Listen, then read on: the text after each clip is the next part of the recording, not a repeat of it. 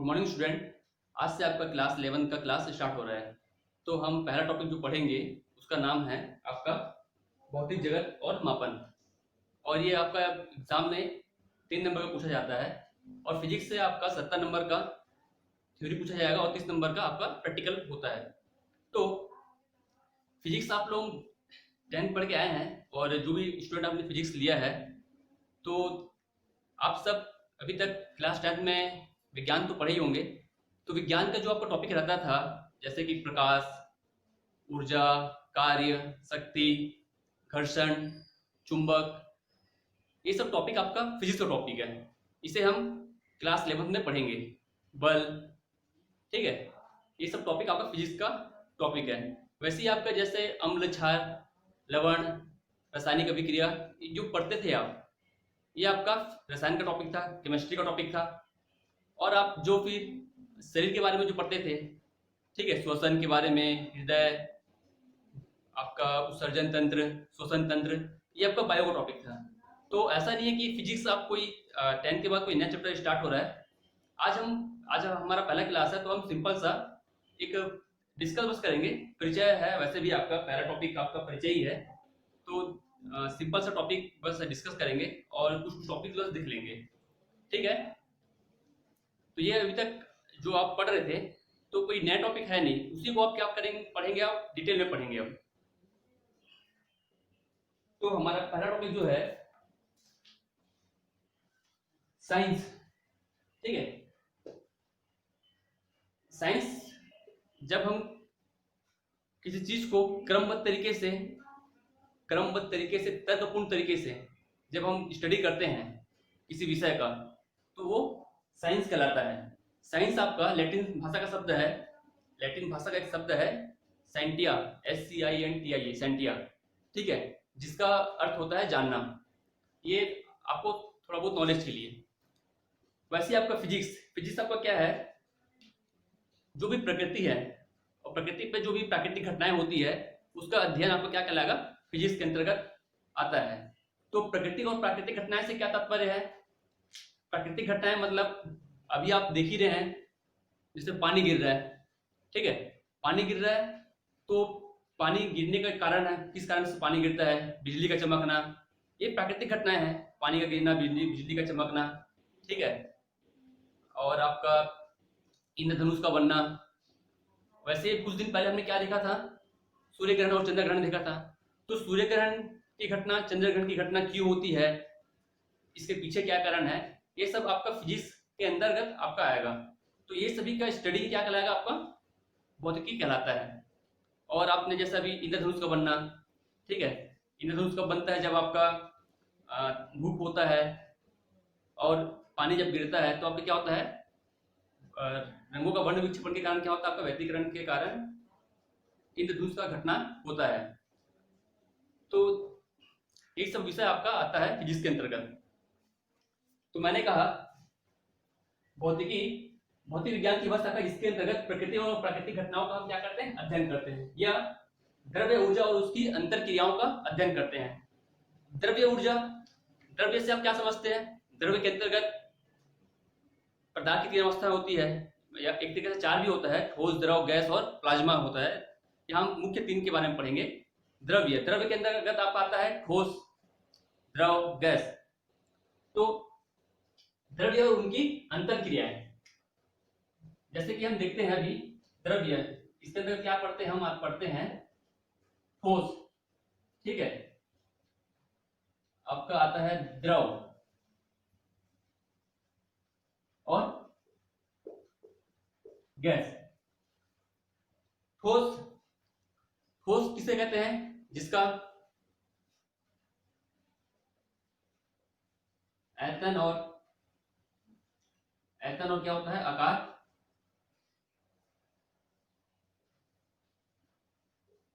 निश्चित रहता है। द्रव में क्या होता है, द्रव का आयतन क्या होता है, निश्चित होता है, लेकिन आकार निश्चित नहीं होता है, ठीक है। गैस, गैस का न तो आयतन और न ही आकार, ये दोनों क्या होता है, निश्चित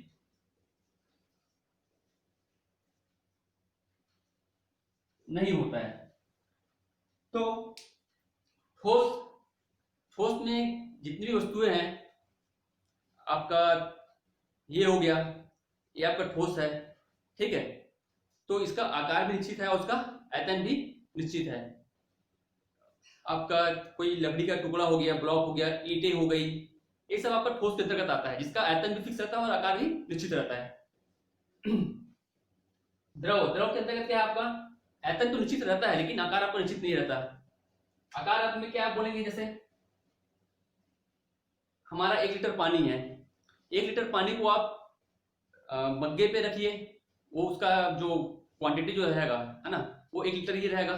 चाहे आप उसे बर्तन में रखिए, चाहे आप बाल्टी में रखिए, चाहे किसी भी आप उसमें रखिए, बर्तन में रखिए, उसका क्या रहेगा, वो 1 लीटर का जो अगर है, उसकी मात्रा अगर 1 लीटर है, तो आप किसी भी पात्र में रखिए, वो 1 लीटर का ही होगा, लेकिन उसका आकार बदल जाएगा। कैसे बदल जाएगा, आप गिलास पे रखिएंगे तो उसका आकार क्या रहेगा, ऐसा हो जाएगा, ठीक है। थाली में रखेंगे, आपका थाली है तो ऐसा फैल कर रहेगा ये, तो आयतन निश्चित रहता है लेकिन आकार निश्चित रहता नहीं है द्रव का, ठीक है। गैस का तो ना तो आयतन निश्चित है, ना ही आकार निश्चित होता है, ठीक है। आयतन निश्चित कैसे नहीं है, आयतन इसका कभी निश्चित रहता नहीं है, ठीक है।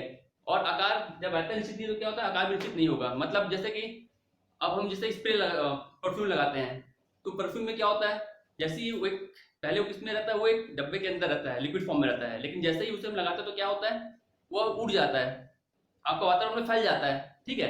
तो उसको वातावरण में फैलने के बाद कुछ किसी आकार में हमको दिखता है क्या, नहीं दिखता है हमें, तो न तो उसका आयतन निश्चित है, नहीं आकार निश्चित है, ठीक है। आणविक बल जो होता है ठोस में,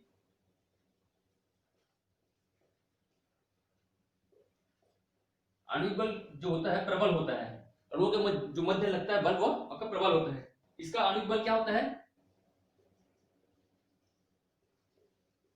आणविक बल आपका होता है दुर्बल, ठीक है, या फिर क्षीण होता है, इसमें कोई आणविक बल नहीं होता है, ठीक है। यह आपका द्रव्य के अंतर्गत आपका ठोस, द्रव, गैस।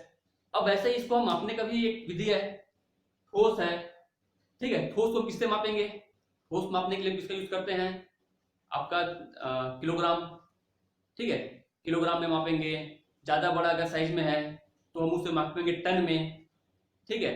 क्विंटल में मापते हैं, क्विंटल, एक क्विंटल इक्वल कितना होता है आपका 100 किलोग्राम होता है, और 1 किलोग्राम में कितना होता है, 1000 ग्राम होता है। तो ये आपका यूनिट ही यही है। यूनिट में आप क्या पढ़ेंगे, मात्रक के बारे में पढ़ेंगे, कि लंबाई का मात्रक, द्रव्यमान का मात्रक, उसकी विमाएं, ये सब हम पढ़ेंगे। तो इसी कारण ये सब चीज को जानना जरूरी है।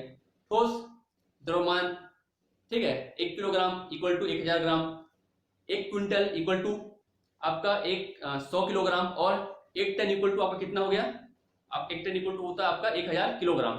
तो ये आपका द्रव्यमान को मापने की इकाइयां हैं। द्रव को किसमें मापते हैं, जैसे दूध हो गया, इसे हम मापते हैं लीटर में मापते हैं, ठीक है। वैसे ही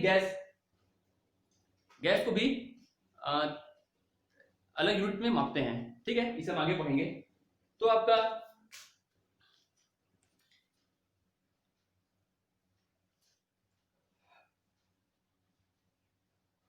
ये पहला टॉपिक हो गया। आगे देख लेते हैं। आपका ये जो पहला टॉपिक जो परिचय का जो है, ये 1-2 क्लास में आपका हो जाएगा, खत्म हो जाएगा। फिर जो आपका 1 का जो सेकंड है, वो आपका लगभग 5-6 क्लास में, 4-5 क्लास में आपका अध्याय 1 जो है, यूनिट 1 आपका खत्म होगा, ठीक है। अब बात करते हैं ऊर्जा का।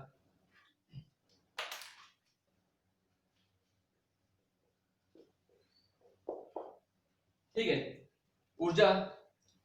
अब ऊर्जा का ना तो द्रव्यमान होता है, ना ही कोई आयतन होता है। जैसे कि हमने पढ़ा था ठोस, द्रव, गैस के का द्रव्यमान और आयतन के बारे में पढ़ा था। तो ऊर्जा का क्या होता है, ना कोई द्रव्यमान होता है, ना आयतन होता है, लेकिन यह प्रकृति में विद्यमान रहता है। ठीक है, तभी हमने क्या पढ़ा था, ऊर्जा को न तो उत्पन्न किया जा सकता है, न ही नष्ट किया जा सकता है। इसका क्या होता है, इसका एक रूप से दूसरे रूप में स्थानांतरण होता है। तो आपका एक रूप से दूसरे रूप में स्थानांतरण से क्या तात्पर्य है, जैसे कि आपका सेल है, बैटरी का जो सेल है, अब सेल में कौन सा ऊर्जा रहता है, सेल में होता है आपका रासायनिक ऊर्जा। सेल को जब हम टॉर्च में लगाते हैं या घड़ी पे जब लगाते हैं तो रासायनिक ऊर्जा जो होता है उसमें, जब टॉर्च में लगाने पे किसमें अपना परिवर्तित होता है, वो आपका विद्युत ऊर्जा में परिवर्तित होता है। ठीक है, उसी सेल को अगर हम लगाएंगे, घड़ी पे लगाएंगे, तो घड़ी का सुई घूमने लगता है, तो आपका यांत्रिक मतलब यंत्र आपका काम करने लगता है। तो आपका जो सेल में जो रासायनिक ऊर्जा था वो परिवर्तित होकर किसमें चेंज हो गया, आपके यांत्रिक ऊर्जा में परिवर्तित हो गया।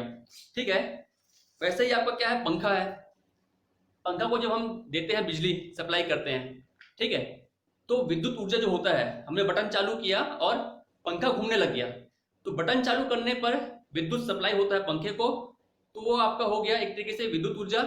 पंखा जब रोटेट होता है तो वो आपका किसमें परिवर्तित होता है, आपका यांत्रिक ऊर्जा में परिवर्तित होता है। जनरेटर, जनरेटर आपका क्या है, जनरेटर को हम यांत्रिक ऊर्जा को हम विद्युत ऊर्जा में कन्वर्ट करते हैं।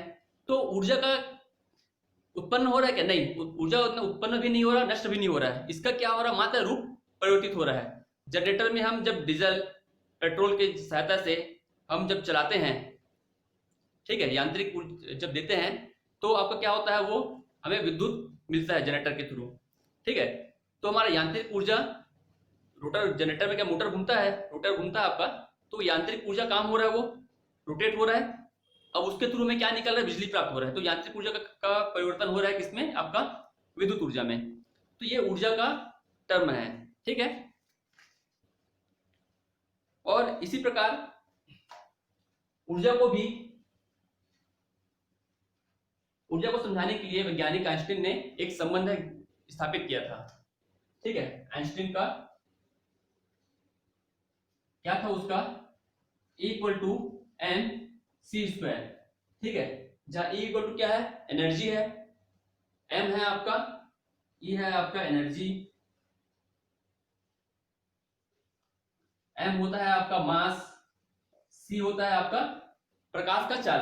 ठीक है, तो आपका एनर्जी किस पे डिपेंड करता है, आपका मास पे डिपेंड करता है, वैसे ही आपका मास भी किस पे डिपेंड करता है, आपका एनर्जी पे डिपेंड करता है।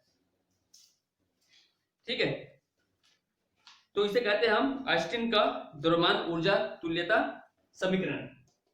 आइंस्टीन का द्रव्यमान ऊर्जा तुल्यता समीकरण, इन्होंने द्रव्यमान और ऊर्जा के संबंध बताने के लिए इस फॉर्मूला को दिया है। वैसे ही आपका आता है यांत्रिकी, इसके अंतर्गत टॉपिक क्या आता है, यांत्रिकी आता है, आपका ऊष्मागतिकी आता है, प्रकाशिकी आता है। तो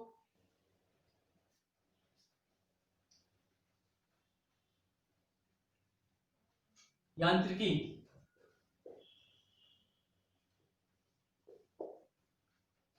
ऊष्मागतिकी